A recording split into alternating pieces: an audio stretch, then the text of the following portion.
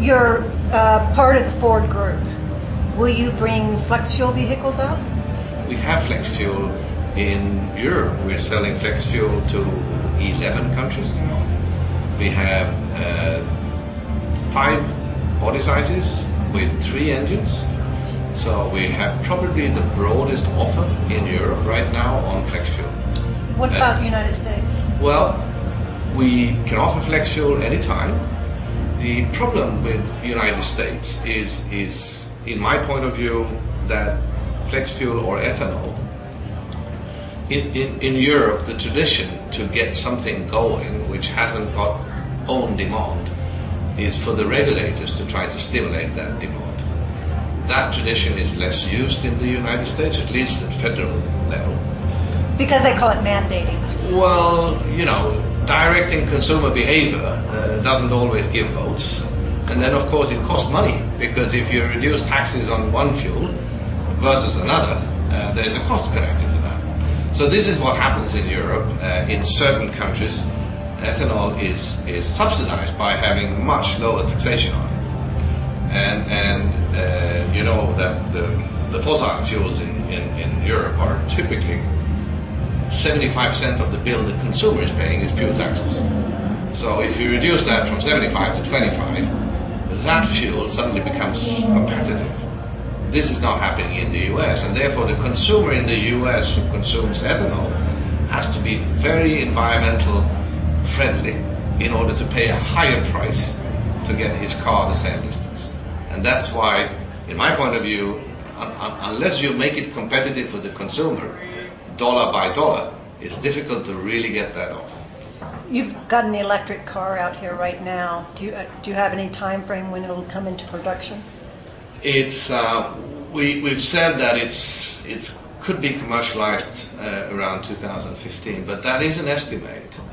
It depends so much on the battery technologies and how we can charge for the battery technology to the consumer, because just like our CEO in Ford said this morning, it's interesting to have test fleets and to have 1,000 and 2,000 cars sold, but to make a difference you have to have a technology which is affordable by a lot of people, and that is difficult to say when we have plug-in hybrids that can have that play that role. But personally, I believe that plug-in hybrid has a lot of good things to it, because it combines many good things into a technology. Especially if you have solar panels. Yeah, because you're very right. It depends, and that's one of the issues that we are constantly struggling with. How do you produce the base, so to say? Right. If you produce the base and it happens to be electricity, if you do it via coal, you lost the whole case. Right. But if you do it, like you say, via solar panels, it's obviously great. You've got diesel in Europe. Yeah. How about diesel in the US? I think that will come. We have clear signs on that. Do we have any year time frame?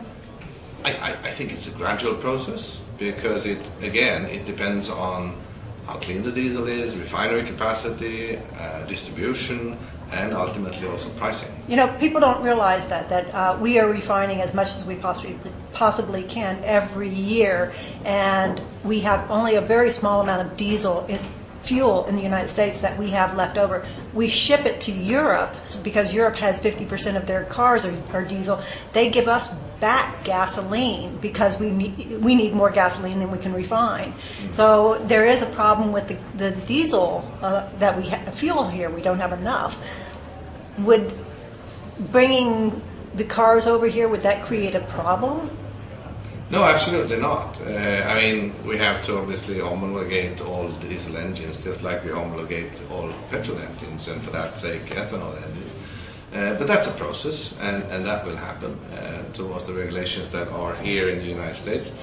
They are slightly, actually in diesel, you are slightly ahead of us. We have something called Euro 6, which will come in 2011. Which very much corresponds to the diesel emission requirements in the US. So I think as of 10-11 it will start to take off. 2010 or 2011? Yeah, I think so. But again, it's a gradual move, and it's depending on on many issues, among them pricing for diesel and availability. Frederick, thank you very much. Thank you.